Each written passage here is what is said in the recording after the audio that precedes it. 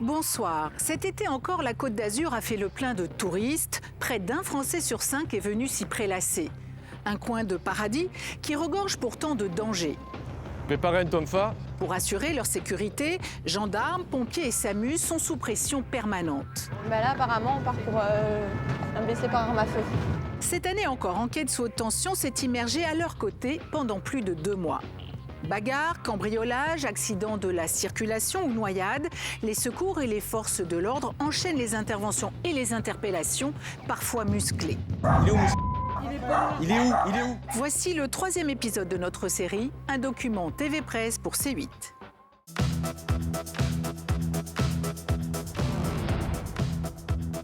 Chaque été, ils sont des millions à transhumer vers un même lieu. Le sud de la France et sa célébrissime Côte d'Azur. Le bleu de la Méditerranée, la luminosité d'un soleil brûlant, de jeunes et faibles qui arpentent les plages, un cadre idyllique pour des vacances de rêve.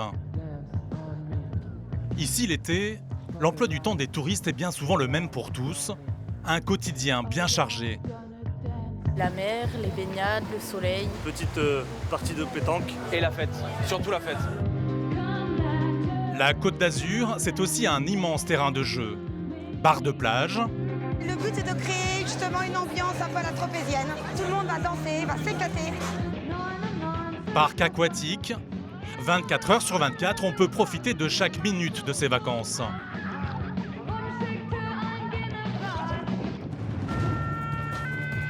Pour veiller sur ces milliers de touristes, certains ont dû faire une croix sur leur congé. Pompiers, urgentistes, gendarmes. Là, on va partir sur une constatation de cambriolage. Tout l'été, ils restent en alerte. Là, apparemment, on part pour un blessé par arme à feu. À l'hôpital de Fréjus-Saint-Raphaël, les patients s'enchaînent à un rythme effréné. Le personnel médical est sous pression. On fait des Tetris avec les brancards à longueur de temps, quoi. Ingrid, l'infirmière, va devoir gérer 2 fois plus de malades que le reste de l'année, dans des conditions compliquées. Il y a une violence que personnellement, il y a 18 ans, on ne l'avait pas comme ça, quoi. Les gendarmes sont eux aussi confrontés à des citoyens de plus en plus agressifs. Préparez un tonfa. Le major Michel va devoir garder son sang-froid face à un mari violent. Il est 19h, monsieur, vous êtes en garde à vue. Violence familiale. Quand on tape sa femme, c'est des violences familiales. Et comme c'est un délit, je vous mets en garde à vue. L'été, les gendarmes font tout pour protéger les habitations des cambrioleurs. Vous savez qu'on est impacté par des cambriolages assez fréquemment. Qui sont parfois de simples pères de famille. Bonjour monsieur, on vient pour vous. Allez, vous mettez, suivez-nous. La gendarmerie de Bormes-les-Mimosas va être confrontée à un drame qui va tous les chambouler.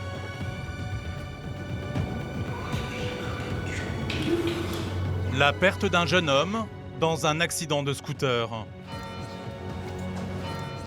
On peut tous être confrontés à ça, on a tous des enfants, ils ont tous à un moment ou un autre une moto, un scooter, c'est le destin, c'est dur. Départ de SAV 426. À la caserne de Cagnes-sur-Mer, les pompiers sont toujours mobilisés pour venir en aide à toutes les détresses. Vomissait de l'eau. C'était impressionnant, on avait l'impression qu'il avait avalé la Méditerranée. Ces hommes sont de véritables professionnels de l'intervention, avec des missions parfois extrêmement périlleuses, comme sauver un bébé faucon à plus de 40 mètres du sol. Pompiers, urgentistes du SAMU et gendarmes, notre immersion auprès de ceux qui nous protègent continue. Un été encore fort en émotions. Sur la Côte d'Azur, l'été, les accidents de la route sont quotidiens. La nuit, ils sont encore plus nombreux. Le responsable, l'alcool. À tous les coins de rue, de quoi s'enivrer.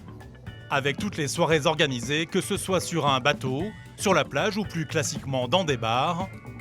Le problème, c'est que certains inconscients prennent le volant, alors qu'ils ne sont pas en mesure de conduire. Souvent des jeunes, qui perdent le contrôle. C'est l'accident. C'est le 100 rue du Docteur Roux. 100 rue du Docteur Roux. Donc le véhicule a percuté un pilote. Ouais, 2 psychiatres assez bien pris et on se transporte. On va sur un accident de la circulation matérielle.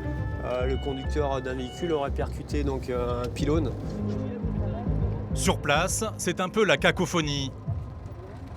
Bonsoir monsieur, c'est vous le conducteur de ce véhicule? C'est votre femme qui conduisait? Elle est où votre femme? Un jeune homme, sa compagne enceinte, ses parents. Les gendarmes vont devoir éclaircir qui a fait quoi. C'est vous qui conduisiez le véhicule? Oui. Très bien. Vous allez bien? Oui, ça va. Ouais. Très bien. Qu'est-ce qui s'est passé? Je sais, il y a eu un chien sur la route, j'ai voulu l'esquiver, et puis je sais pas, j'ai perdu le contrôle du véhicule. La future maman assure qu'elle a ramené son conjoint d'une soirée, qui la semble-t-il bien arrosée. Bonjour. Heureusement, c'est moi, je peux conduire. Le taux d'alcool de la jeune femme est lui aussi à vérifier. 0, dépistage négatif. Les gendarmes sont habitués à vite cerner les personnalités des citoyens à qui ils ont affaire. Et dans cette histoire, ils sentent que quelque chose cloche. Vous arrivez d'ici, vous avez mis un coup de volant? Ouais, c'est ça, j'ai voulu esquiver un chat, j'ai mis un coup de volant, je sais pas, j'ai perdu complètement le contrôle du véhicule et j'ai tapé. C'est vous qui étiez avec elle?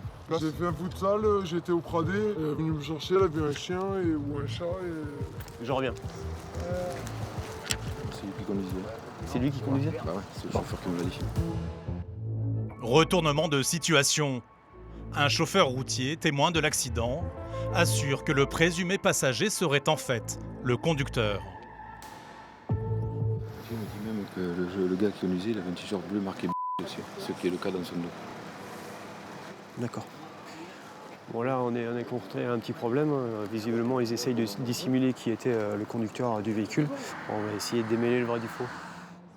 Le jeune homme est très alcoolisé. S'il était vraiment au volant, il risque gros. On sort un dépistage, on va faire souffler monsieur. Monsieur, vous soufflez s'il vous plaît? C'est bon, merci. Moi je suis positif, je te le dis. Ouais. Ah oui, je te le dis. Je reviens monsieur. Fred est abasourdi. Le futur père de famille a fait prendre des risques inconsidérés à ses proches. Le dépistage est positif, donc on va le conduire à la brigade de la Farled pour une vérification éthylomètre. Je pense qu'il y a de fortes chances qu'on lui fasse une procédure alcoolémique. Malheureusement, c'est fréquent et ces derniers temps, on a une recrudescence. Et justement, on nous a demandé d'être attentifs parce que c'est un point noir. On a une augmentation des accidents et notamment des accidents corporels. Par chance, le couple n'a pas été blessé. Mais la jeune femme, qui plus est enceinte, a pris de très gros risques. Fred tente de lui faire entendre raison. Vous étiez passagère, madame. On a les éléments, on a des gens qui ont vu. Donc, on a un témoignage qui nous dit clairement que le conducteur avait un t-shirt de foot avec une inscription derrière. Donc, je pense que ça sert à rien de nier l'évidence. Hein? Vous avez essayé de couvrir votre petit copain? Oui. Ça peut se comprendre, je conçois que vous vouliez l'aider, mais c'est pas la solution. Hein? D'accord? Il va se passer qu'on va le faire. On l'a fait souffler, il a un dépistage positif, donc il y aura une procédure alcoolémique. La jeune femme a avoué. Le responsable de l'accident, c'est bien son petit ami. Il va maintenant falloir définir son alcoolémie exacte à la brigade de la Farled. Le jeune conducteur ne semble pas vraiment conscient qu'il s'est mis dans de beaux draps. Malgré son taux, 0,83 mg par litre d'air expiré, presque 4 fois au-dessus du taux autorisé, il semble très content de lui. Pour conduite en état d'ivresse et destruction de matériel public, il risque jusqu'à 4 500 € d'amende et 2 ans de prison. Mais surtout, il aurait pu gravement blesser sa compagne et l'enfant qu'elle porte.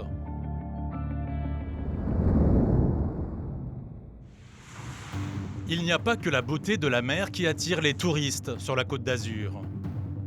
L'arrière-pays, plus sauvage, a aussi ses habitués.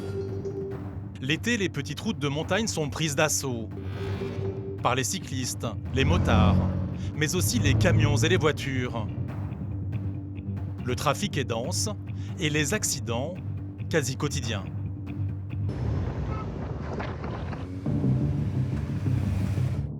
Pendant que les gendarmes gèrent la circulation, Les pompiers de Cagnes-sur-Mer entrent en action.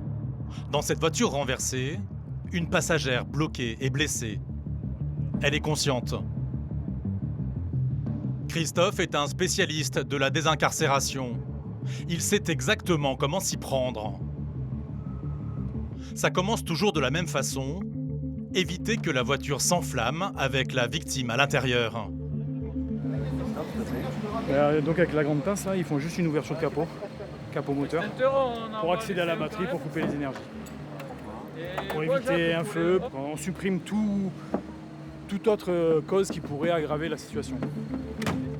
Mais l'urgence, c'est la prise en charge de la blessée. La première chose, c'est d'avoir accès à la victime. Après, on voit.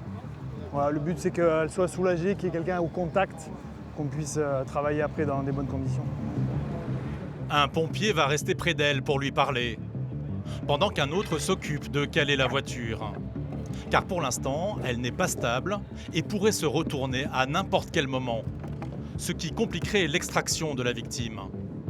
Maintenant que le véhicule est sécurisé, Christophe va pouvoir intervenir. Donc on va faire déjà une ouverture de portière pour essayer de l'évacuer. Pour ouvrir la porte, il a tout ce qu'il faut. Cet engin est équipé spécialement pour les désincarcérations. Au bout de ses longs flexibles, une pince hydraulique. Le but, c'est de l'amener au-dessus, passer au niveau de la portière, écarter pour pouvoir ouvrir la portière. Comme ça a l'air simple. Mais en réalité, c'est très physique comme intervention. La pince pèse 10 kg et elle est difficile à manier. Elle se déchire, la portière. Faut que je prenne par derrière. En plus, la porte résiste. Christophe l'attaque de l'autre côté. Mais là aussi, ça coince. Parce qu'il y a la jambe qui me gêne aussi. Du coup, il change de stratégie et attaque directement le problème à la racine, à la charnière de la porte. Et franchement, ça demande beaucoup d'efforts pour pouvoir ouvrir une porte. En plus, tu as vu comme j'étais pas dans les bonnes situations. En fait, voilà, le secours routier, c'est jamais dans des... les critères sont toujours différents.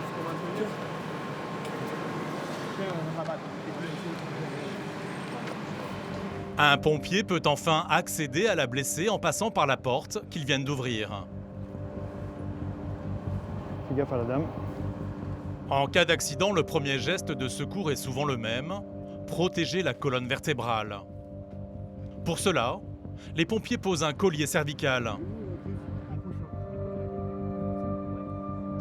Essaie de me la protéger, qu'après si on doit découper le pare-brise... L'extraction risque d'être dangereuse car il y a des débris de verre partout. La victime pourrait se blesser.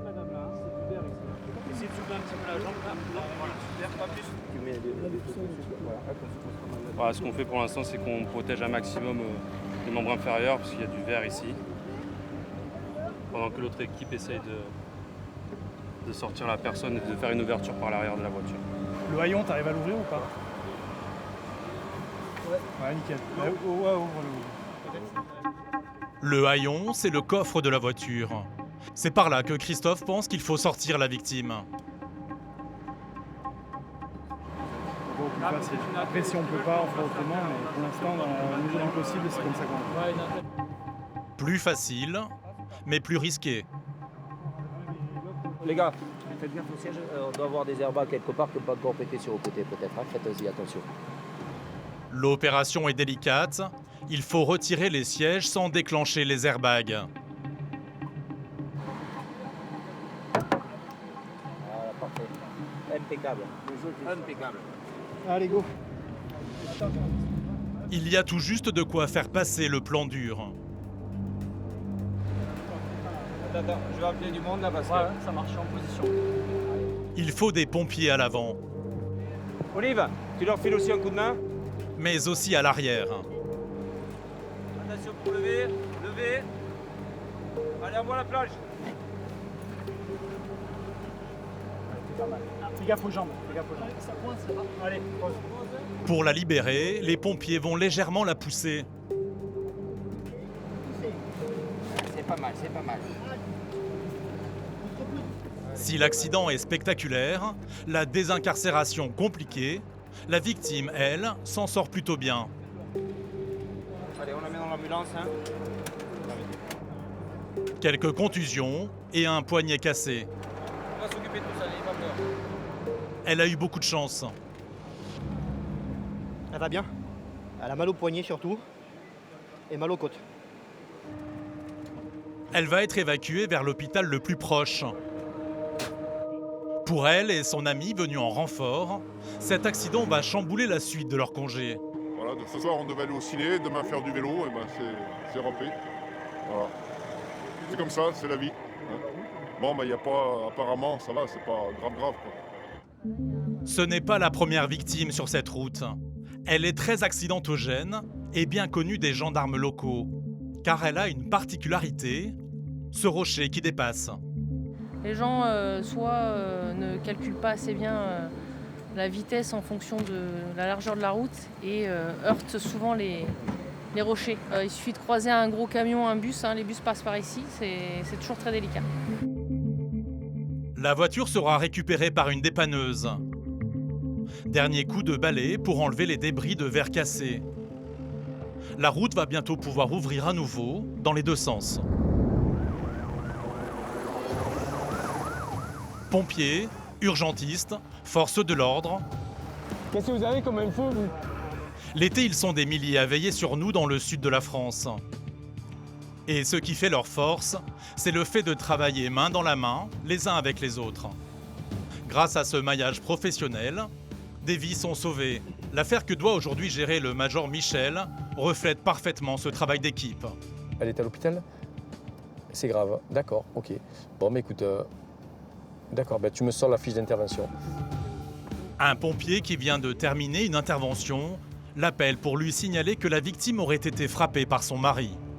C'est le responsable des pompiers de Bormes qui vient de m'alerter. Ils sont intervenus dans l'après-midi sur apparemment des blessures sur une femme. Au début, elle se serait blessée. Et en fait, non, elle ne s'est pas blessée. Elle présente des contusions sur tout le corps, assez importantes. Elle se serait confiée dans l'ambulance en disant que ce seraient des violences intrafamiliales. La femme est pour le moment soignée par les médecins urgentistes. On va à l'hôpital de hier, on va interpeller l'auteur et on va ramener la victime.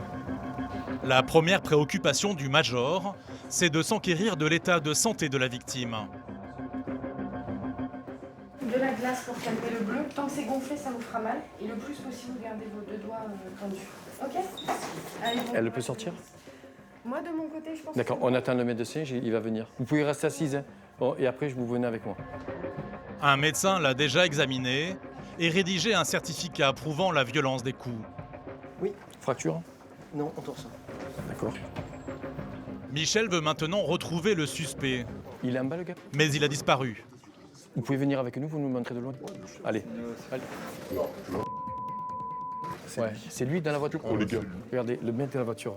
La voiture noire, là. Il a le t-shirt gris avec les lunettes? Oui. Ok, ça va. Allez, feu. L'homme est en train de quitter le parking. Vous coupez le moteur, s'il vous plaît, monsieur? Coupez le moteur, s'il vous plaît. Allez, vous sortez de la voiture. Bonjour. Sortez de la voiture, monsieur. À vous, les gars. Les mains sur le capot, monsieur. Ok. Il est quelle heure, là? 19h. Il est 19h, monsieur, vous êtes en garde à vue. Mettez les mains sur le machin, monsieur. Allez, c'est bon. Pour violence sur votre épouse, monsieur. Ça vous va? Ça vous va pas? Je vais vous expliquer mieux. On va vous notifier vos droits et on va mieux vous expliquer. L'homme ne comprend pas ce qui lui arrive. D'accord. C'est pourquoi, excusez-moi? Violence familiale, monsieur. Ça vous va? Vous voulez que je le dise plus fort? Violence familiale. Quand on tape sa femme, c'est des violences familiales. Et comme c'est un délit, je vous mets en garde à vue. Voilà. En garde à vue depuis 19h ce jour. Voilà. Direction la gendarmerie pour la suite de la procédure. La victime doit elle aussi y aller pour témoigner, même si elle appréhende cette démarche. Je me sens humilié. Mais vous croyez que c'est à vous de vous sentir humilié? Oui. Vous savez que je vais vous taper sur les doigts, moi aussi. Hein. Je vais vous sermonner. Hein. Je ne veux pas entendre que vous vous sentiez humilié ou que vous avez honte ou quoi que ce soit. Celui qui doit avoir honte, c'est pas vous. Et vous allez sécher vos larmes et vous allez tout m'expliquer. D'accord? Allez-y, montez. Oui. Le cas est grave. Depuis le début de l'année, 104 femmes sont déjà mortes sous les coups de leurs compagnons. La vraie question, c'est comment on peut accepter de se prendre des coups par quelqu'un qui vous dit « je vous aime ». Et j'arrive pas à supporter d'entendre qu'elles ont peur de déposer plainte, de peur de représailles, quoi. En près de 40 ans de carrière, des femmes violentées, le major Michel en a malheureusement vu passer. Mais il n'a jamais pu s'y habituer. J'arrive à tout supporter, mais des violences intrafamiliales, que ce soit sur des femmes ou sur des enfants, j'ai du mal. Et ça devient de plus en plus récurrent, quoi. On se dit qu'on le voit qu'à la télé, on y est confronté pratiquement tous les jours. Le mari suspecté de violence est tout de suite placé en cellule. Aujourd'hui, sa vie aurait pu basculer. Et passer pas loin du drame. Des petites disputes qui montent peut jouer un drame familial et qu'on s'en remet pas, quoi.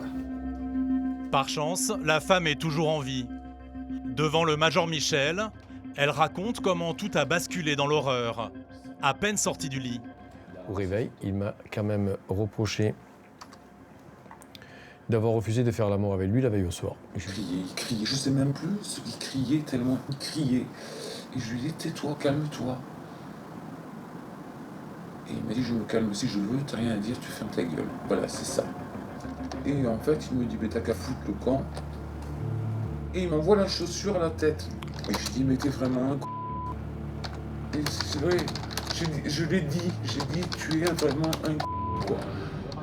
Dans une autre pièce, son compagnon a une toute autre version. Elle est immonde. Tous les jours. Selon lui, il partagerait la vie d'une femme hystérique, colérique et alcoolique.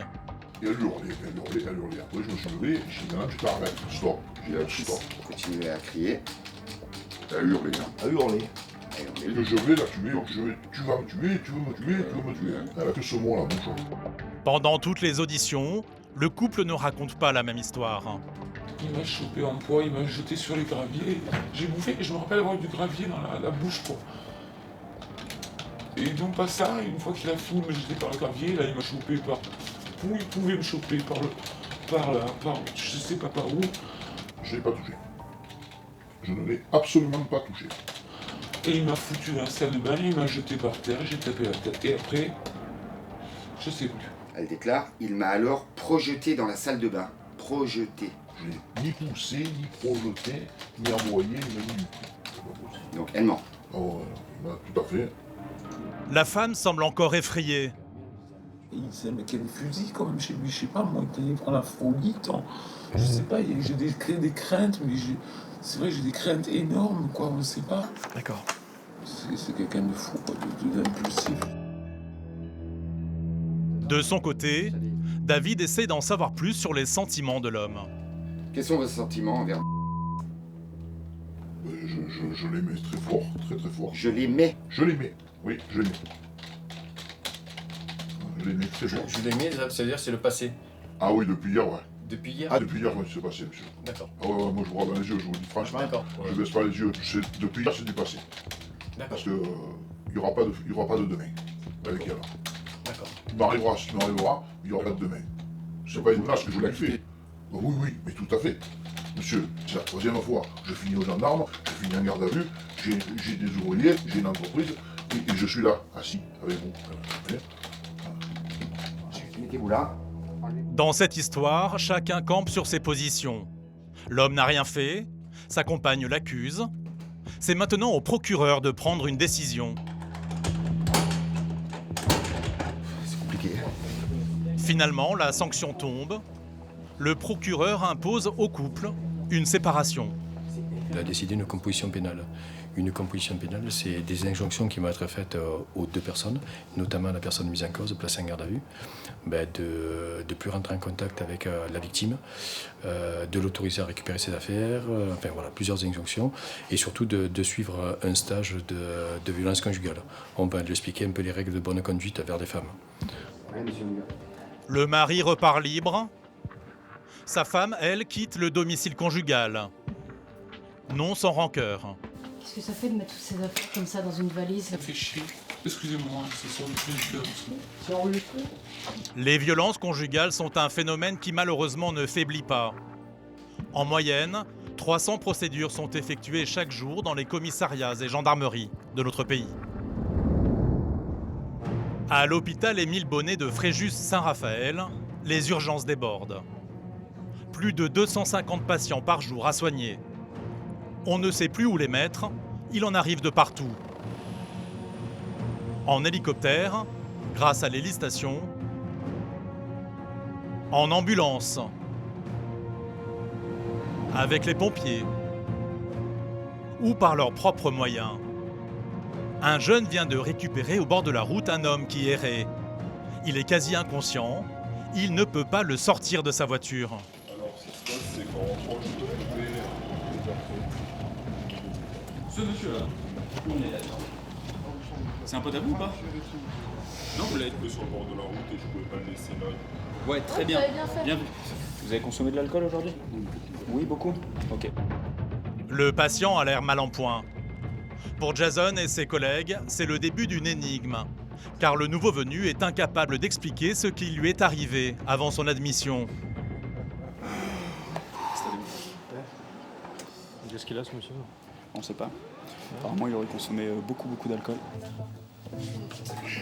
Ça va? Ok. Là, on est bien? Ok. Bon. On va essayer de faire un pas quand même? Allez. On va pas se faire des câlins toute la nuit. Le jeune homme ne peut pas se tenir debout sans l'aide de Jason, l'aide-soignant. Pour lui et Sophie, sa collègue infirmière, l'enquête commence. C'est comment ton prénom? Ouais. Ouais, mais ton prénom? Jonathan? Jason? Jean-Jacques? Jean-Jacques? Ton prénom alors? Gérald. Gérald. T'as changé depuis tout à l'heure? Ludo. Ludo? Alors dans l'idéal, Ludo, Gérald... On bouge pas? Le jeu des devinettes sur l'identité du mystérieux inconnu ne débouche sur rien. Jason tente de nouvelles questions. T'habites où? T'es en vacances ici? Qu'est-ce qui s'est passé ce soir? T'es avec des amis? Tout seul? T'étais au concert tout seul? C'est le concert des arènes, c'est ça, hein? Big Flo et Oli alors. Jason vient d'arracher une bribe d'information à son patient. Il aurait assisté à un concert de rap dans la région, aux arènes de Fréjus.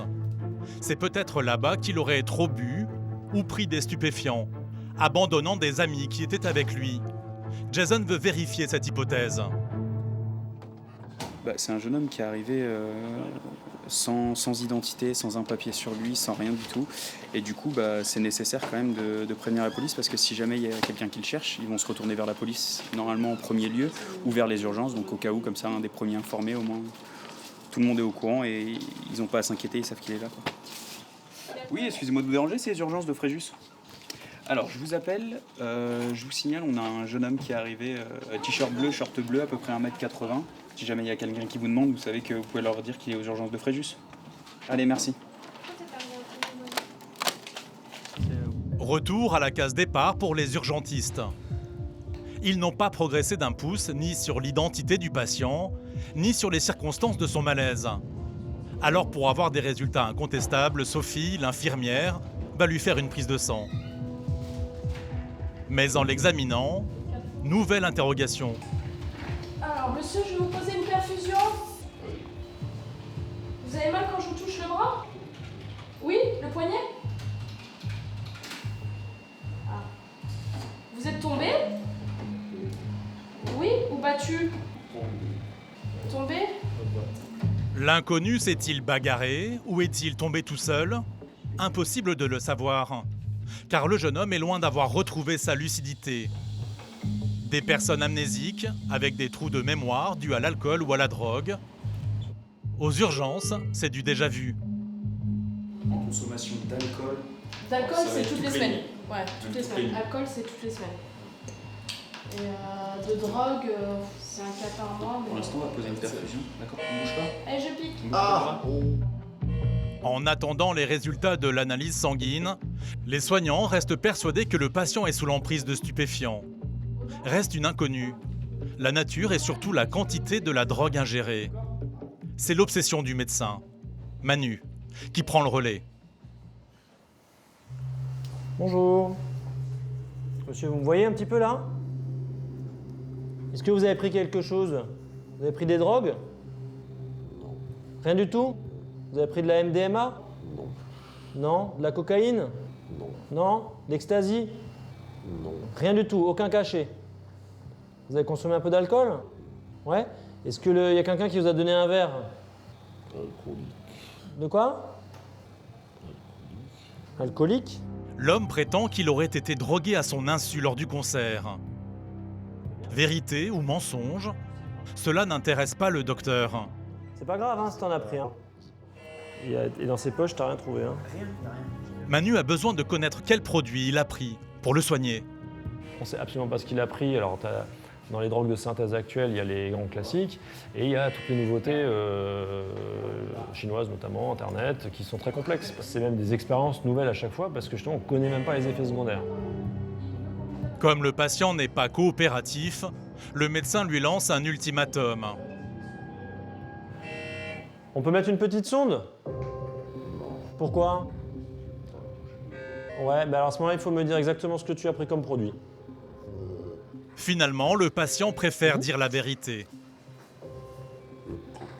Coke, ok. Et quoi d'autre? Un bédo? Ouais, mais ça, c'est pas le bédo qui fait ça? De quoi? Benzodiazépine? Ouais, mais il n'y a pas que ça, là. C'est pas grave, c'est parce qu'il faut que je sache. T'as gobé, voilà. Ok, d'accord. Et c'était quoi? De l'ecstasy? De? C'était vert. Là, pour le coup, en plus, sur ce genre de toxique, il n'y a pas d'antidote réel là tout de suite. C'est-à-dire qu'après, on va traiter des symptômes, on va traiter des complications cardiaques notamment. Et là, pour l'instant, c'est pas le cas. Au niveau de l'électrocardiogramme, il n'y avait pas d'anomalie. Donc, pour l'instant, c'est de la surveillance. C'est pas mal de temps autour parce qu'il peut changer de comportement d'un moment à l'autre. Après une nuit en observation très agitée, le jeune fêtard a pu sortir de l'hôpital. Aujourd'hui, les militaires de la gendarmerie de Bormes-les-Mimosas vont être confrontés à un fléau qu'ils connaissent bien, les cambriolages. Il y en a 600 par jour en France. Un tiers d'entre eux se déroulent en plein été. Là, on va partir sur une constatation de cambriolage qui a eu lieu entre 8h et cette nuit. Donc là, les gens viennent de rentrer chez eux et de constater qu'ils se sont fait voler leur voiture. On leur a demandé de rien toucher. Pour Thomas, ce genre de délinquance n'est pas une surprise, ni l'endroit où a été commis le fric-frac. À Bormes-les-Mimosas, il y a près de 7000 résidences secondaires, une cible de choix pour les voleurs dans un quartier très précis. Là, on est en fait dans un quartier résidentiel où il y a pas mal de belles maisons, beaucoup de richesses. C'est ce qu'on appelle, c'est surnommé le super lavando. En fait, c'est par rapport à la vue. Donc c'est beaucoup de résidences secondaires et de gens qui ont ça comme résidence de vacances. Donc forcément, il y a peu de gens et ça tape beaucoup. Lorsque le maréchal des logis chef et sa collègue arrivent sur les lieux, il reste prudent, car il n'y a que 15% de chances d'identifier les cambrioleurs. Et ce n'est pas la victime qui va leur fournir des indications capitales, notamment sur le vol de sa voiture. C'est quoi la bagnole? C'est une Fiat 500 noire. D'accord. Elle est à votre nom? Alors expliquez-moi vite fait ce qui s'est passé. Je vais rentrer. D'accord. Ouais. Pas de voiture. Je suis rentré, j'ai mis un nuit dans la voiture. D'accord. C'est quoi, c'est dans un appartement là? D'accord. Il est 21h30 lorsque les gendarmes démarrent leurs investigations. Là, ça c'était ouvert quand vous êtes arrivé. Hein. Oui, c'est toujours ouvert? D'accord. Visiblement, la victime n'a pas écouté les conseils de prudence. Ça fait... Ah oui, il n'y a pas de loquet. D'accord. Et là, vous les aviez laissé ouvert avant de partir? Ok. Chaque été, en effet, la gendarmerie répète qu'il faut bien fermer les portes et les fenêtres de son habitation. Pour Thomas, le ou les cambrioleurs ont escaladé le balcon avant de passer à l'action. Ce vol est presque un cas d'école. Comme dans un tiers des cas, c'est le matériel hi-fi qui a intéressé les délinquants. Dans cette pièce-là, dites-moi ce qui a été modifié, ce qui manque. La télé, elle était là? D'accord. La télé a été branchée avec le câble HDMI, j'imagine, là, qui est ici? D'accord. Ce câble-là, là? Oui. Ok. Vous l'avez pas touché depuis un moment? Seul espoir pour trouver le coupable, faire les paluches, comme on dit dans le jargon policier. Les empreintes digitales, à une condition.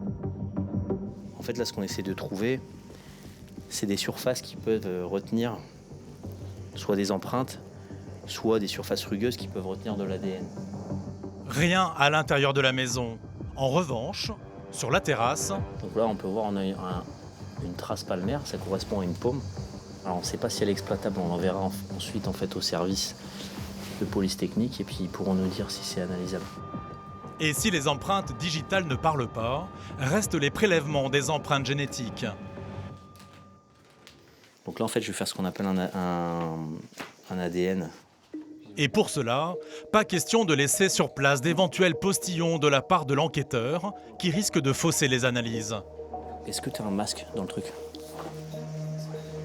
Quant au prélèvement, il s'effectue grâce à ce petit coton-tige.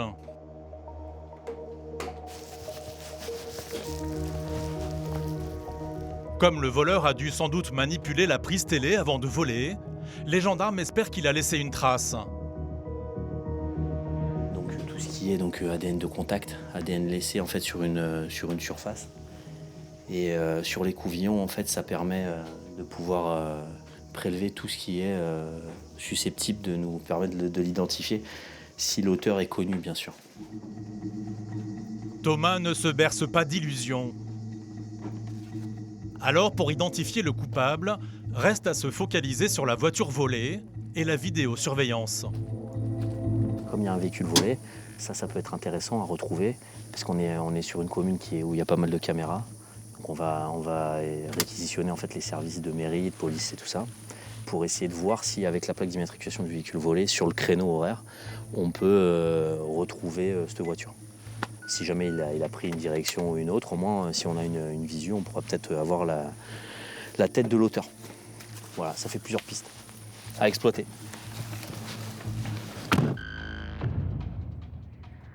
C'est devenu un allié incontournable pour les enquêteurs. Des caméras partout, qui filment tout. La vidéoprotection, équipée parfois d'un système automatique, repère les voitures volées grâce à leur plaque d'immatriculation. Et ici, cela a été le cas. La police municipale de hier nous a informé que notre véhicule Fiat 500 volé, qui avait été inscrit au fichier, a été identifié. Il était 14h45. La voiture volée, identifiée. Et le plus incroyable, c'est qu'à côté de la voiture volée, il y a un autre véhicule, une Smart. Et sur les images, on voit les deux conducteurs faire la causette. Et une fois arrêtés, on peut voir que les deux individus, donc le conducteur de la Smart et le conducteur de la Fiat 500 volée, discutent. Ouais, on voit qu'ils parlent ensemble en fait. Ne reste plus pour le gendarme qu'à identifier l'autre conducteur, celui de la Smart. Et une fois de plus, ce sont les images qui vont permettre de résoudre l'énigme. Ce qui est bien, c'est que bon, malgré la qualité médiocre des images, cette plaque d'immatriculation, elle est exploitable et elle nous fait ressortir un utilisateur sur Toulon. Donc on va aller lui dire bonjour. Actuellement, l'enquête est toujours en cours pour trouver le ou les responsables de ce cambriolage. Dans 80% des cas, ils ne sont pas retrouvés. Mais quand la gendarmerie parvient à mettre la main dessus, elle ne les lâche plus. Ok les gars, ce matin, on agit pour la brigade de la Farled dans le cadre de cambriolage. Vous savez qu'on est impacté par des cambriolages assez fréquemment et en situation particulière. Les identifications de la Farled ont permis de mettre au jour deux mises en cause. Deux hommes qui vont aujourd'hui être interpellés. Ils sont soupçonnés d'avoir volé des montres de luxe et des bijoux chez des particuliers. Concernant l'objectif A, il est connu otage pour des faits similaires, à savoir cambriolage.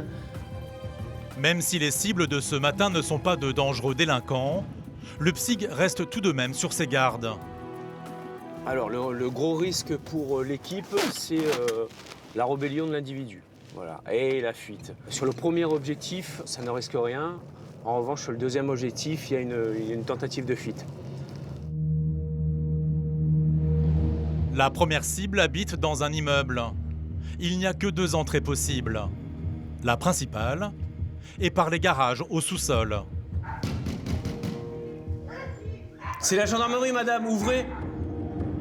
Le psych pénètre dans l'appartement. On cherche monsieur F. Il est où, monsieur F? Il est où? Il est où? Seule la femme du suspect s'y trouve. Vous savez où il va? Les gendarmes pensent avoir raté leur cible. L'objectif est absent. Donc on attend les directives des enquêteurs pour se réarticuler, à savoir est-ce qu'on va partir sur le deuxième objectif ou on va aller chercher là où on aura les renseignements. Mais une autre équipe, qui guettait devant l'entrée du sous-sol, l'a repéré. Ah, d'accord. Donc il est en bas, la target est en bas. L'homme était caché dans son garage. On se rééquipe vite fait, les gars? Bonjour, monsieur. Il est interpellé. Il sera conduit à la gendarmerie par les enquêteurs. C'est la personne qui a été interpellée par les enquêteurs, d'où l'utilité de placer un bouclage au niveau des garages. Si on n'avait pas passé un bouclage en bas, il nous aurait filé entre les doigts. La deuxième cible habite, elle, une maison. Son interpellation s'annonce plus corsée. Alors, la difficulté là-bas, c'est que c'est une habitation avec un portail qu'il faudra certainement sauter. 4 habitations dans la maison et c'est tout au fond. Allez, c'est parti. Afin de ne pas alerter l'homme de leur arrivée, les gendarmes restent discrets. On fait le tour du rond-point, on se met en face et on traverse la rue à pied. Voilà. L'objectif, à droite. Top. Hors de question de sonner pour se faire ouvrir. Heureusement, les gendarmes sont affûtés.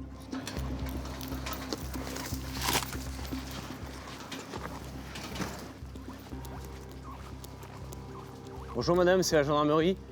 On cherche monsieur... Ils habitent en haut là? D'accord. Ça bouge en haut, ça bouge. Avec moi?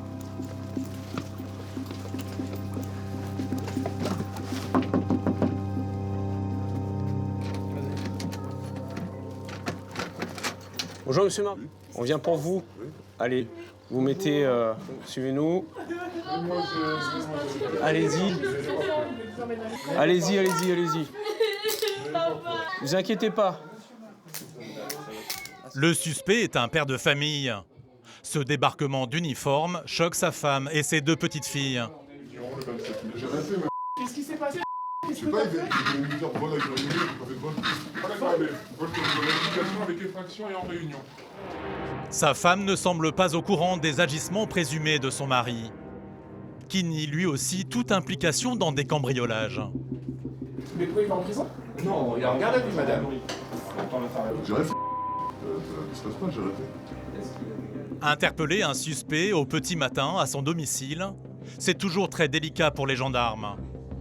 Car souvent, la famille est présente. Guilhem n'aime pas être confronté à ces cas délicats.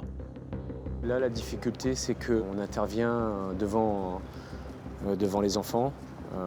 Ça prend une dimension un peu plus difficile, hein, puisque les enfants ne comprennent pas vraiment ce qui se passe. Ils voient leur père menotté.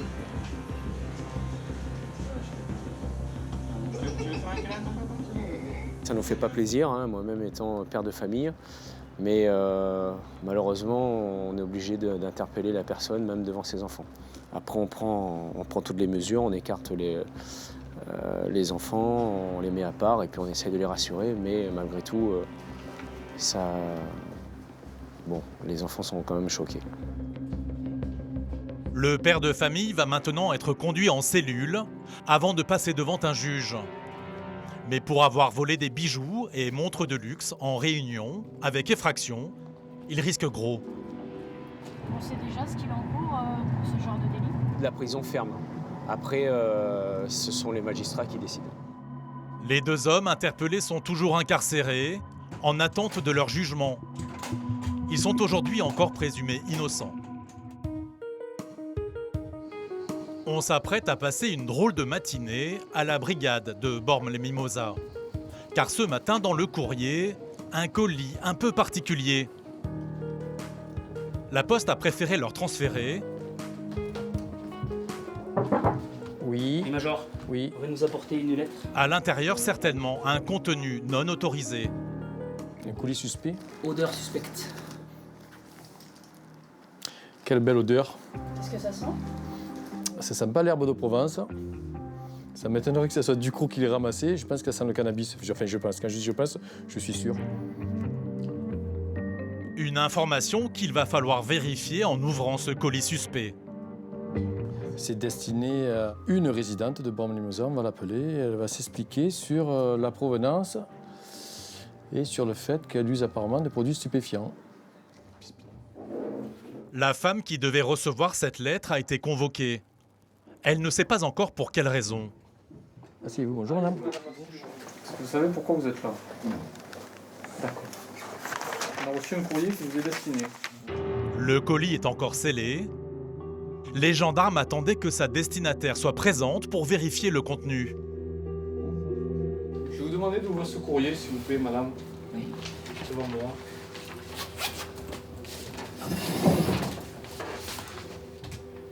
Vous savez ce que ça peut être? À l'intérieur, comme l'avait pressenti le major Michel, un morceau de cannabis. La femme semble étonnée. Faut le bout de hashish ou de chichon, je sais pas comment est-ce qu'on dit. De résine de cannabis. Très bien. C'est bien ça. De chichon. Les gendarmes essaient de comprendre comment cette drogue est arrivée là. La femme, âgée d'une 50aine d'années, n'a pas le profil habituel du consommateur de cannabis. Sur l'enveloppe, le nom de l'expéditeur, c'est celui de son frère. Il est gentil, votre frère. Parce qu'on a blagué l'autre jour au téléphone. D'accord. Et je lui ai dit que je recommence à avoir des crises d'angoisse, que je dormais pas. Je dis je fumerais bien un pétard. D'accord. Voilà. Donc il vous a envoyé... Voilà. Et ça vous fait rire? Bah écoutez... Eh ben vous avez raison de rire. Ben, c'est l'alternative que j'ai trouvée à plein de choses. Parce que ces 2 dernières années, ma vie n'a pas été facile. J'ai eu droit à agression, vandalisme sur la voiture, braquage à main armée. Tout ça en un an. La quinquagénaire semble en pleine détresse.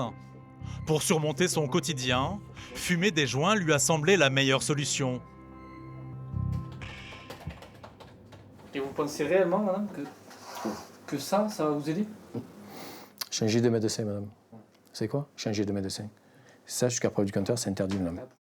Un produit illégal, mais aussi dangereux. Est-ce que vous savez ce qu'il y a là-dedans? Non, pas vraiment. Non. De la merde. Voilà. Si on appelle ça le shit, si on appelle ça le shit, honnêtement, c'est que c'est coupé avec du caoutchouc, de la morora, de l'ammoniac. Oui, bien sûr. Oui, madame. Oui, c'est pas. Je ne disais pas ça pour vous. C'est pour ça qu'on vous fait venir. C'est pour ça qu'on va vous taper un peu sur les doigts pour vous dire c'est pas bien, il faut arrêter, madame. La consommatrice ne semble pas vraiment consciente que se faire poster de la drogue, c'est un délit. Elle risque une amende forfaitaire de 200 € ou même un passage devant le tribunal correctionnel. Alors, combien de kilos, ça, à votre avis? Aucune idée. 6 grammes 91, exactement. Pour le major Michel, le profil de cette fumeuse, une femme d'une 50aine d'années, n'a malheureusement plus rien d'original. Pauvre dame, pauvre dame. En fait, c'est le reflet de la société actuelle, hein, avec des gens qui sont un peu désœuvrés, qui sont un peu perdus, et parce qu'elle est anxieuse. Son seul camin, c'est de faire usage de cannabis, quoi. La consommation de drogue est un véritable fléau qui gangrène de plus en plus notre société. C'est une des exactions que l'on constate et que l'on réprimande et sur laquelle on travaille le plus fréquemment, quoi. En plus, en période estivale, on en voit de plus en plus et très souvent, quoi. Ben, mais on tourne à l'envers, n'importe comment. Oui, c'est bien de le reconnaître. Non, mais aussi bien dans notre façon de vivre d'aujourd'hui, qui est tellement stressé. C'est vrai que oui. Et dans ce qui se passe tout autour. Non, mais vous avez raison, oui. Le monde est fou. Le monde est fou, vous êtes un peu stressé, vous faites livrer du shit. Le monde est fou. Ouais. Ben oui, qu'est-ce que vous voulez? Qu'est-ce que vous voulez que je vous dise? Finalement, la femme aura de la chance. Elle n'écopera que d'un simple rappel à la loi. Aujourd'hui, à la brigade de Bormes-les-Mimosas, ce n'est décidément pas une journée comme les autres. Ça me plaît, ça. Ça me plaît. D'annoncer des bonnes nouvelles, ça me plaît. Allez, on le fait. C'est parti. Je vais sécher mes larmes. Touc, touc. La bonne nouvelle vient juste de tomber. Il s'agit d'un ordre de mutation d'un de ses hommes. Il l'attendait depuis des années. Le major Michel veut marquer le coup. Pour l'occasion, il revêt les couleurs de l'OM, l'équipe préférée du gendarme qui quitte la brigade. Ça me va bien, avec les oreilles décollées. Chut. Façon Père Noël. David? T'es là? Il apporte le plus beau des cadeaux. C'est arrivé.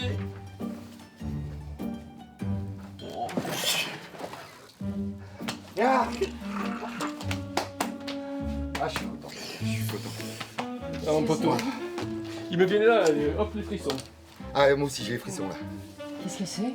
Mon ordre de mutation, donc à compter du 1er septembre. À compter du 1er septembre, donc je suis muté en brigade des recherches, chose que j'attendais depuis très longtemps.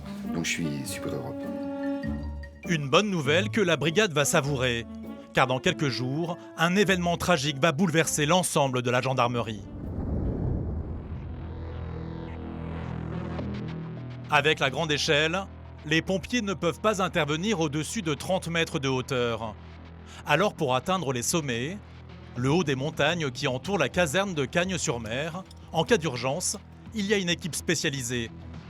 Le GMSP, le groupe montagne des sapeurs-pompiers. Il est composé de 8 hommes. Aujourd'hui, c'est Thomas qui est aux commandes. Bon, ce matin, les gars, l'objectif, ça va être de réviser tout ce qui est équipement et progression sur corde. OK ?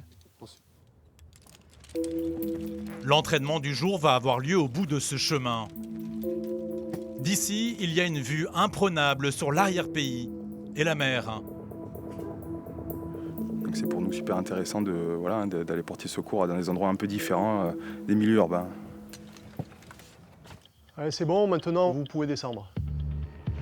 Des descentes en rappel qui paraissent simples, mais qui sont très techniques. Pour faire partie du GMSP, il faut avoir suivi 5 ans de formation. C'est une des plus longues chez les sapeurs-pompiers. Donc il faut apprendre énormément de techniques, les nœuds, progresser sur corde, des techniques de secours. Donc c'est très long et ça demande beaucoup de travail. Tu fais un cabestan sur le mousqueton du sac, comme ça te fait le poids pour pouvoir remonter sur la corde. Okay, pour déverrouiller ton crawl. Ce dernier exercice, remonter à la force des bras, un classique à maîtriser. D'autant plus qu'il leur sera très utile sur la prochaine intervention. Elle a lieu dans un endroit étonnant.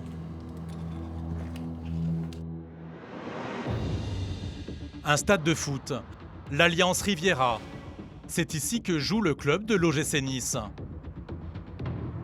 Les pompiers sont accueillis par Benoît, le responsable de la sécurité.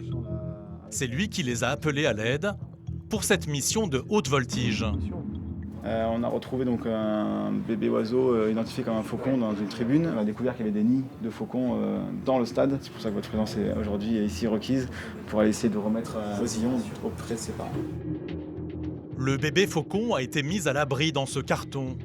Il est apeuré mais en bonne santé. Trop petit pour voler de ses propres ailes, les pompiers vont devoir le remettre dans son nid. Mais problème, il faut trouver de quoi le transporter. Comme c'est des missions qu'on ne fait pas souvent, on n'a pas de matériel adapté au transport de l'animal. Donc on est en train de trouver un contenant, on va dire, de taille raisonnable que l'on puisse suspendre. Par la même occasion, assez pratique pour pouvoir sortir l'animal. En quelques minutes, ce carton est transformé en nacelle. Allez, on récupère la bestiole. C'est Cédric qui va se charger de l'opération. Comme c'est un animal sauvage, il préfère mettre ses gants pour l'attraper. Tu peux pas y faire mal non plus.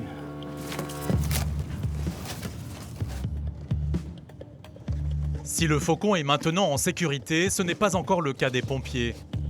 Voilà, en avant. Thomas prépare cette mission à haut risque avec ses hommes. En montagne, comme dans ce stade, tout le matériel doit être préparé avec une extrême précaution. Car une fois en haut, c'est trop tard. Il faut suffisamment de cordes pour pouvoir se faire mouliner après jusqu'en bas. Ah oui, oui, ah oui. Et oui, parce qu'après, il faut redescendre parce que t'es plein vide. Voilà, Donc prenez une corde conséquente, on est au moins une 100 mètres. Il leur faut encore s'équiper. Baudrier, mousqueton, casque, corde et radio pour communiquer entre eux. Vous avez la mono, la radio? En mono, moi je fais un tour. Ouais. Bon. On y va? Guidés par Benoît, le chef de la sécurité, Thomas, Stéphane et Cédric commencent leur ascension. Cette fois, pas pour grimper au sommet d'une montagne, mais pour atteindre les toits du stade. Alors il y a 2 nids. Ce qu'il faudra faire gaffe, c'est qu'il y a déjà des petits dedans. Donc quand il faut déposer l'autre à l'intérieur, il faudra être précautionneux, quoi. Il faudra essayer d'y aller tranquillement. Donc en fait l'accès, on passe par l'échelle qu'on a vue, on longe là, derrière là, Steph, là, tu marches dessus là, enfin tu marches, on va trouver des points d'amarrage, assuré, tu vas aller au bout et on va te descendre. C'est bon, il y a des questions? Cédric, bon? Ouais, c'est bon. Allez, c'est parti. En apparence, l'opération semble simple. Il suffit de monter avec l'animal encore plus haut. Vas-y. De longer la verrière pour atteindre le nid situé à l'extrémité. Et enfin, tranquillement, se suspendre dans le vide à 40 mètres de hauteur. On a toujours une part de peur. C'est ce qui permet de nous tenir vigilants et en sécurité. Sa descente est assurée par Cédric, resté sur le toit. Plus voilà, comme ça. Thomas, lui, est positionné en contrebas pour le guider. Vas-y, mets ta main. Pose ta main là, parce que tu vois pas. Voilà, remonte là ta main. Remonte là, voilà, non, ouais, là-dessus ou même le rebord métallique. Je sais pas si c'est assez solide, teste-le quand même. Ouais, c'est light, hein. Un peu plus loin, Stéphane trouve le bon point d'ancrage. Fais une pédale avec ça, là, tu mets ton pied dedans et ça va te hisser vers là. La pédale sert d'appui pour se rehausser au niveau du nid. Vas-y, Seb. Vas-y, du bout. Halte. Allez, c'est bon. Il lui suffit ensuite de remonter la nacelle. Ah, t'es bien, Steph, là, c'est bon, hein, remets-le. Hein. Et de sortir l'oisillon pour le remettre avec sa famille.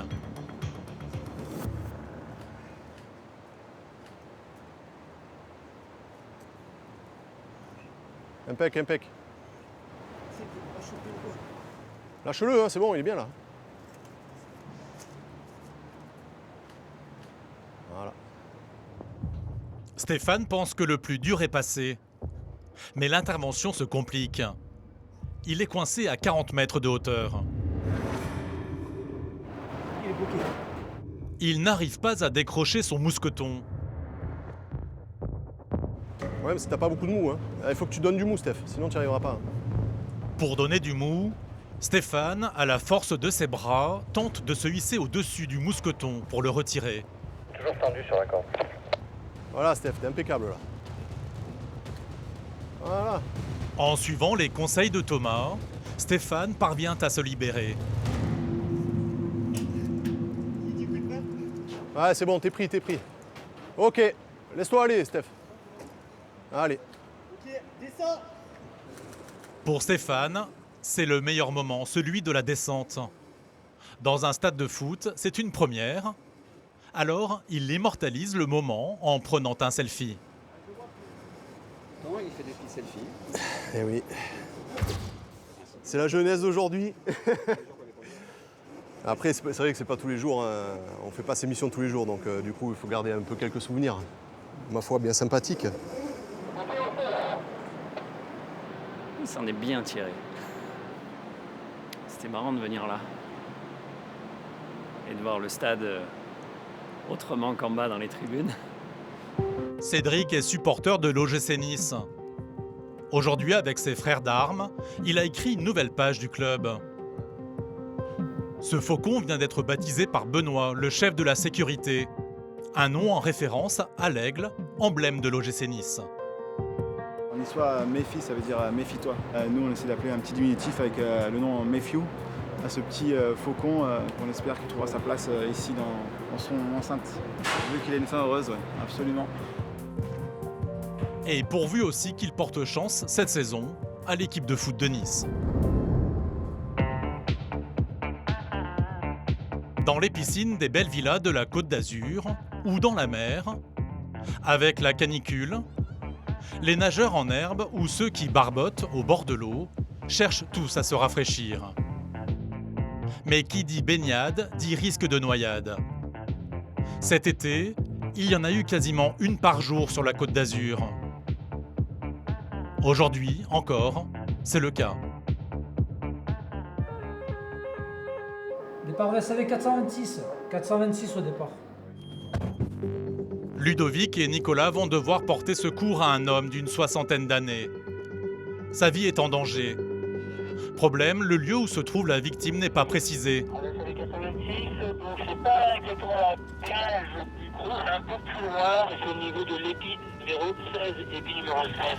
Alors si on va se diriger vers le snack à l'entrée du port du Cros. On va essayer de trouver exactement parce que l'adresse n'est pas précise.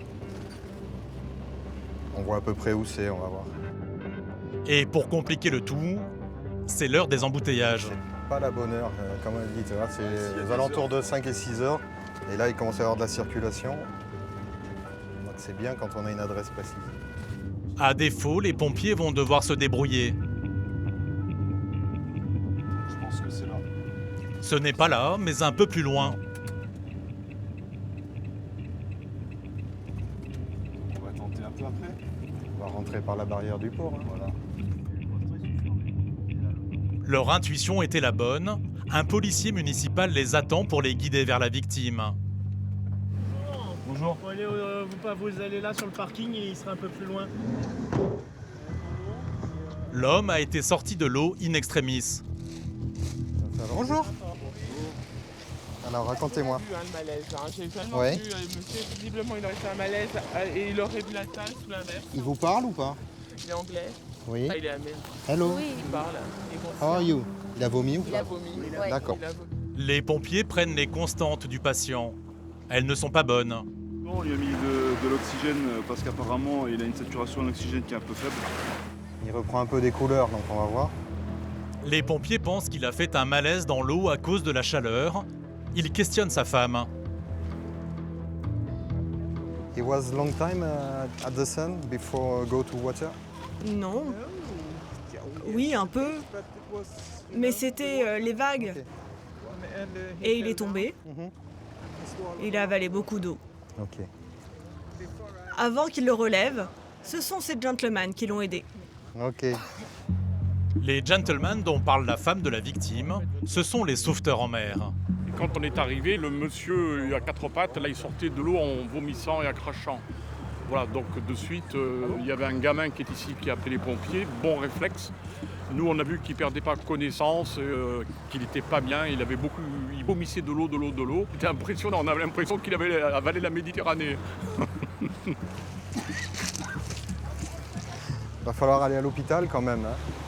Go to hospital. Ah yes. Ce touriste a été sauvé de la noyade. En France, au mois de juillet, plus de 60 personnes sont mortes, une hausse de 30% en seulement 3 ans. L'hôpital de Fréjus-Saint-Raphaël, c'est un peu sa deuxième maison. Ingrid est l'une des 36 infirmières des urgences. Bonjour. Le retour. Salut. Le retour. Je relève qui? T'es la seule pompe. Ah bah c'est moi. Ok. Elle commence une garde de 12 heures. Je vais mettre mon pyjama. Aujourd'hui, elle est affectée à l'accueil des patients. Allez, la suite. Son objectif, trier les arrivants en fonction de la gravité de leur cas.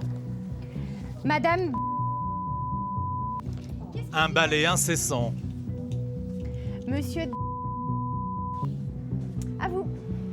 Il y a des personnes âgées, Je suis une infirmière. Je regarde, hein. Je suis curieuse, hein. des enfants, Je peux regarder ton bobo? des étrangers, nombreux en cette saison. Primo. C'est pénible quand en fait il y a une barrière de langue. Du coup, je sais absolument rien. La suite. En moyenne, elle voit une centaine de patients pendant sa garde. Un rythme épuisant. Parfait. Ça nous met une boule au ventre de ne pas pouvoir aller plus vite. Le problème, c'est que on nous demande de faire vite les choses, mais bien, à un moment donné, C'est pas facile de faire les deux avec le stress, l'agressivité. L'agressivité, c'est celle des patients qui attendent des heures pour se faire soigner. La porte d'entrée est régulièrement dégradée. Le personnel hospitalier pris à partie.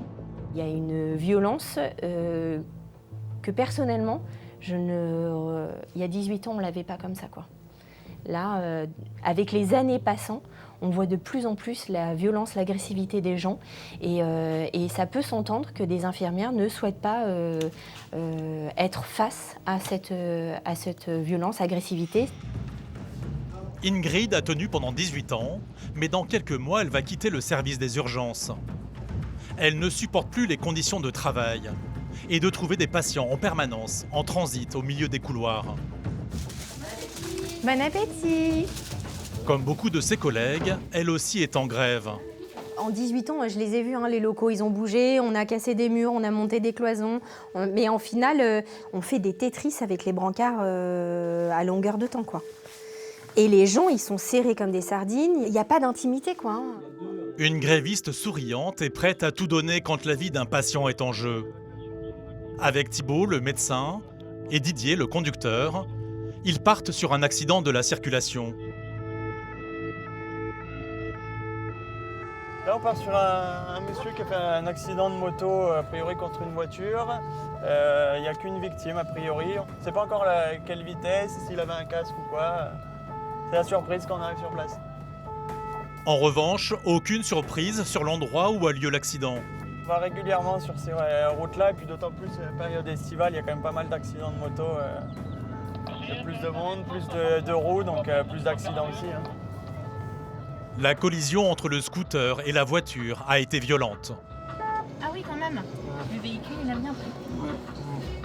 Les pompiers sont déjà sur place. Il y a un blessé grave au sol. Un petit peu la situation. Ouais. Donc choc frontal. Ouais. Un deux roues, un scooter, à une cinétique de 50 km/h. Casqué? Casqué, ouais. Bonjour monsieur. La tête, elle a tapé, monsieur? Je pense un petit peu quand même. Elle a tapé un petit peu. Vous n'avez pas perdu connaissance, vous vous rappelez de tout? Je suis un peu sur la peau, sur un bout du terrain. D'accord. Le blessé se plaint de douleurs un peu partout sur le corps. Combien la douleur là? 8, d'accord, ok. L'homme souffre énormément. Il présente 2 importantes fractures. Bon, monsieur, a priori, vous avez une fracture au niveau du poignet et au niveau du fémur, d'accord? On va vous mettre des médicaments qui vont vous shooter un petit peu pour réaxer tout ça. Hein. Je vais vous passer un médicament dans la veine quand le médecin me donnera le signal. Ça va vous shooter un tout petit peu, ça va nous permettre à nous de pouvoir vous conditionner en toute sécurité et que vous ne souffriez pas. D'accord? Voilà, vous avez juste à vous laisser faire. D'accord? Il faut penser à quelque chose de bien, de bon. D'accord? Voilà. Ingrid est une infirmière hors pair, toujours douce et à l'écoute du patient. Monsieur, réfléchissez à quelque chose de bon pour vous, s'il vous plaît. Le médicament, il est passé, ça va aller. Essayez de vous enfermer dans une bulle. Voilà, vous vous enfermez dans une bulle.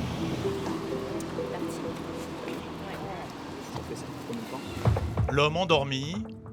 Thibault, le médecin, s'occupe du fémur cassé. Il le place dans une attelle spéciale, appelée Donway. Seul un médecin peut la placer. L'homme est maintenant prêt à être transporté en urgence à l'hôpital. Il a violemment percuté une voiture. Ses fractures ne sont peut-être pas ses seules blessures. Ouais, ça peut entraîner des lésions graves, hein, s'il a déjà un os assez solide, le fémur. Il a déjà l'os qui était complètement cassé. Donc on peut imaginer qu'il y a d'autres lésions plus graves internes. Ça va, monsieur? Impeccable. C'est une petite échographie pour bien regarder le ventre.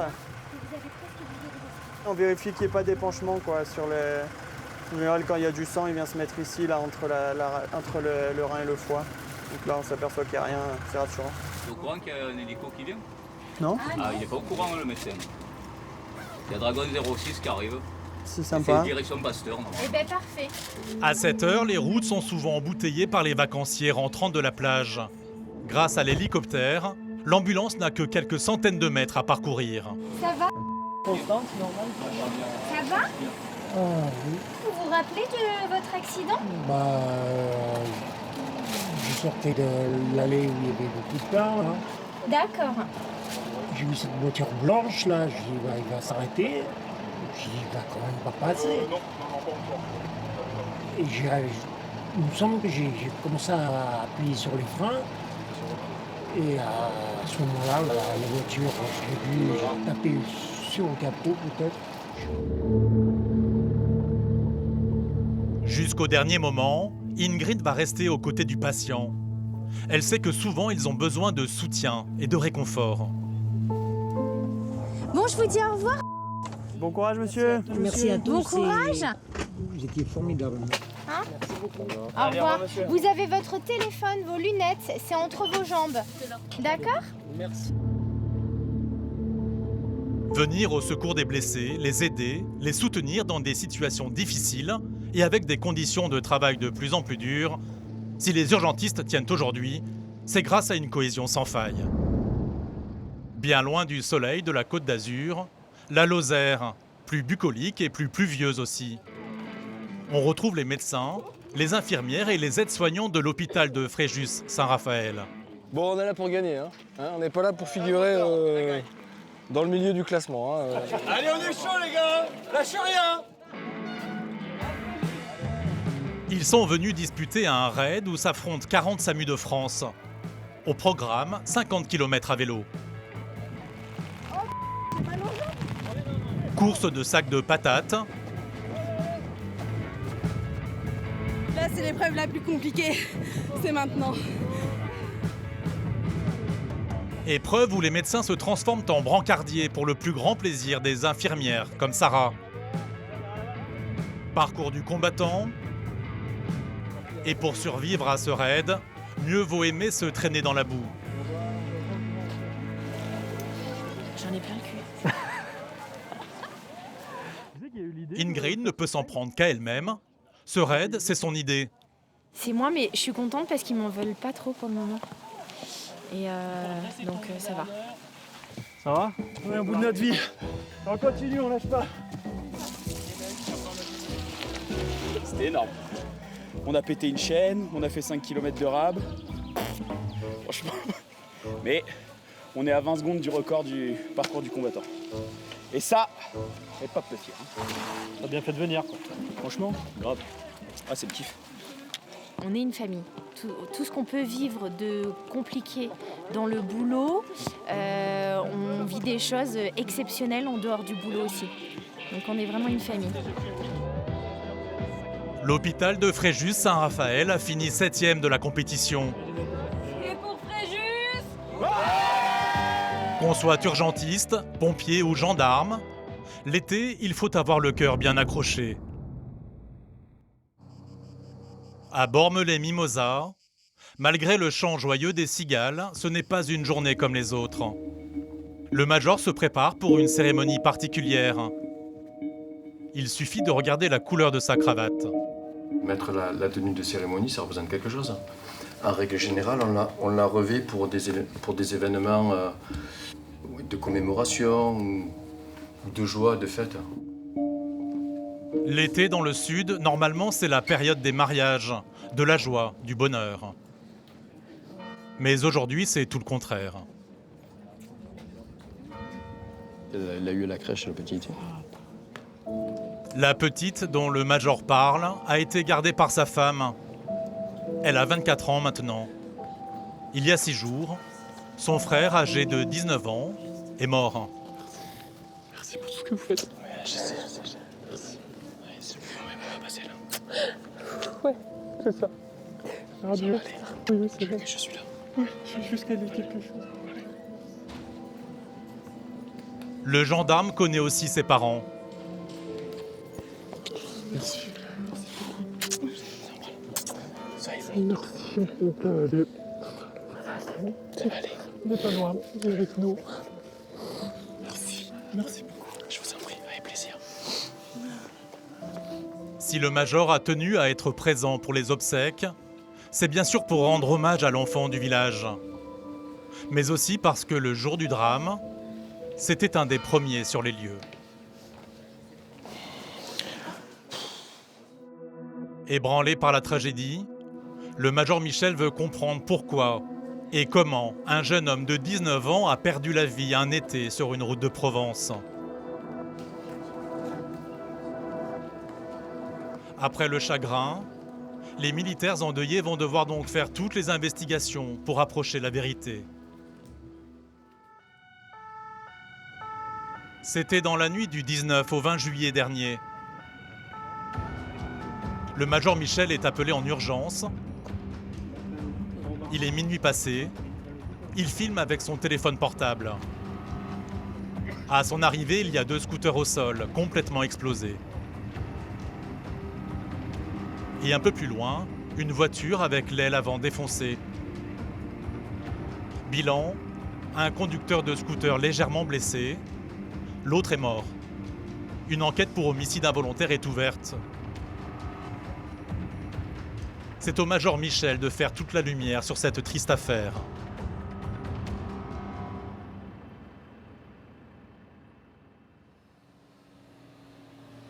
Première investigation pour le directeur d'enquête, récupérer des images de l'accident.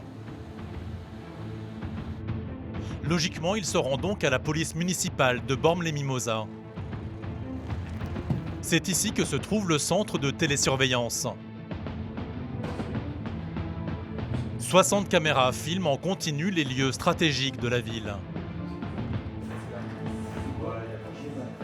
Je voudrais l'axe après les queues de baleine. Et après, on prendra l'autre de la calanque pour voir arriver le scooter. Quelle heure il est là? Minuit 2 et 25 secondes. Fais dérouler après. Là, on est où là? Là, on est au rond-point de la Calanque pour se diriger justement sur le lieu de l'accident. Sur le scooter, la victime, un jeune homme de 19 ans. Il est sur la route pour rentrer chez lui après sa journée de travail. Ce sont les dernières images de lui vivant. Je vois quelqu'un qui circule à allure normale, qui est casqué, qui est habillé normalement pour quelqu'un qui utilise un scooter de ce type. Donc voilà, je vois pas de problème particulier sur la conduite de ce scooter. C'est la voiture? Sur la zone où s'est passé l'accident, j'ai pas de caméra de télésurveillance. Donc je pourrais pas avoir un support vidéo pour déterminer avec exactitude les circonstances de l'accident. Pas d'infraction apparente. Le major Michel ignore toujours l'origine de la collision mortelle. Tiens mon Dave, tchou, bon courage. Ciao.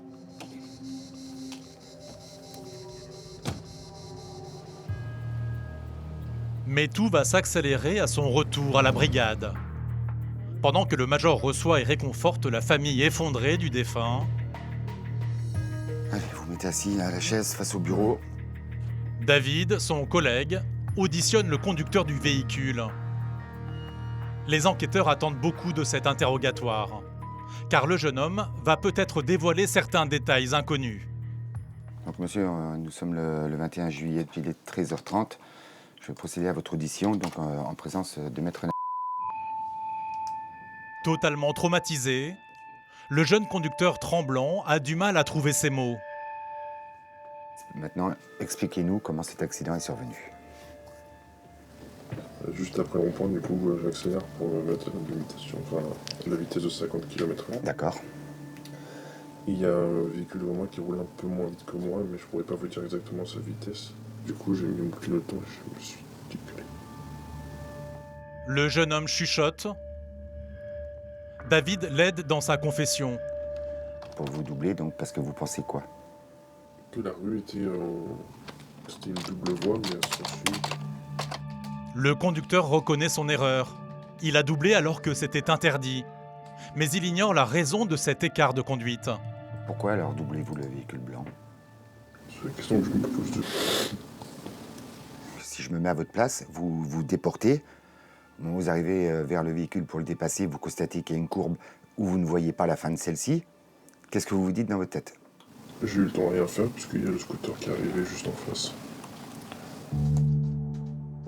Après la collision, alors que les secours arrivent, le conducteur, en état de choc, apprend la fin tragique de celui qu'il vient de percuter. Dans ses aveux, il n'a qu'un seul mot à la bouche.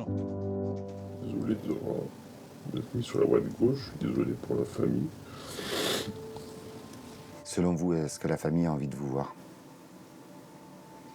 Parce que j'ai déjà vécu ce qu'ils sont en train de vivre. C'est-à-dire? J'ai ma cousine qui est décédée dans un accident véhicule. Donc il est 14h30, on met fin à l'audition. Histoire banale et atroce d'un fléau qui tue plus de 3000 personnes par an. Un jeune touriste qui partait en vacances dans le sud de la France, devenu un meurtrier à l'âge de 24 ans. Un meurtrier meurtri qui aimerait connaître le prénom de sa victime. On sait que ça va vous aider de connaître son prénom. Oui. C'était un accident.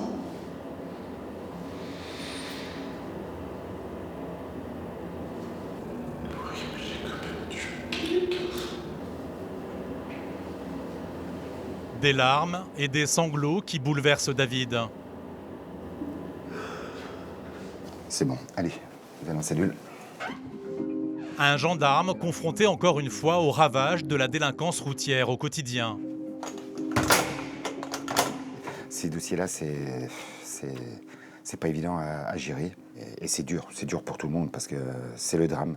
Quand nous apprenons en plus que le défunt s'est arrêté 15 secondes dans un rond-point juste avant l'accident pour dire bonjour à une connaissance, ces 15 secondes-là, s'il ne s'était pas arrêté, il évitait l'accident, c'est affreux.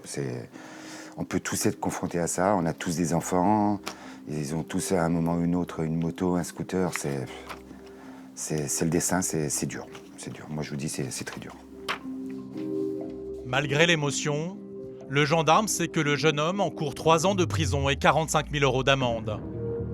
Sans oublier l'essentiel, peut-être que le conducteur n'a pas dit toute la vérité. Pour le vérifier, la justice exige que l'on procède à un acte d'enquête essentiel, dirigé par le major en personne. Sans oublier David, le militaire qui a entendu la version du chauffard. Il nous a demandé de faire une reconstitution de l'accident pour voir un peu le dépassement, comment il s'est comporté. Donc là, on va simuler l'accident, c'est-à-dire la voiture qui a été dépassée va rouler à 40 km/h et la voiture de la personne responsable de l'accident va rouler à 50 à l'heure et venir sur le scooter, comme dans les mêmes conditions que l'accident s'est déroulé. Refaire à l'identique le scénario de l'accident et donc repositionner tous les acteurs à l'endroit où ils se trouvaient avant la collision.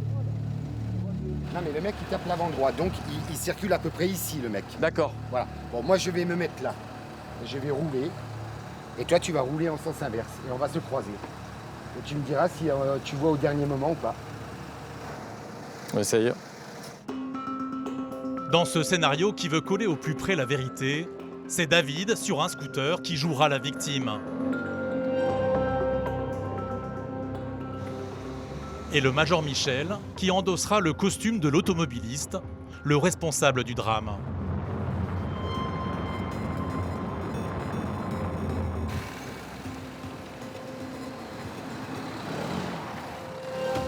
Moi je te vois au dernier moment. Toi tu me vois au dernier moment? Je te vois au dernier moment. Les traces elles sont où là?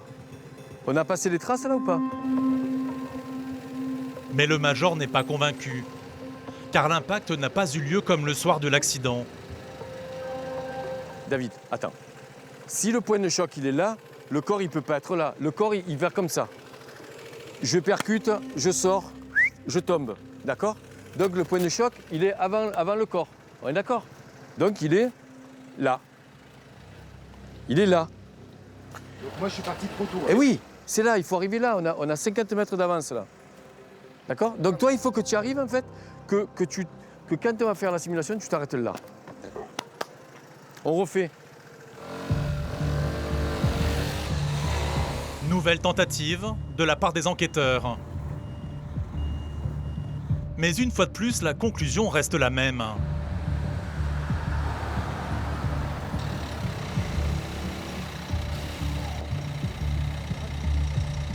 Si tu roules à droite et plutôt je te vois pas. Tu me vois pas? Non. Ouais là je suis bien sur la ligne. Ouais. Ouais. Ah mais c'est ça de toute façon. C'est ça. On y est là. Le conducteur, il ne pouvait pas voir arriver le scooter en sens inverse. Et effectivement, il a dû essayer au dernier moment de l'éviter en heurtant le trottoir. Et il n'a pas pu, et puis le choc était inévitable. Donc c'est vrai, on est vraiment sur un accident, j'allais dire entre guillemets stupide, mais qui a coûté la vie d'un petit jeune homme, quoi. Si j'en crois à la reconstitution, pour moi, il disait vrai. Il n'y a pas de doute, il disait vrai. Voilà. Une simple erreur de conduite qui n'aura duré que quelques secondes. Sans alcool, ni drogue, ni excès de vitesse. Une tragédie au cœur des vacances.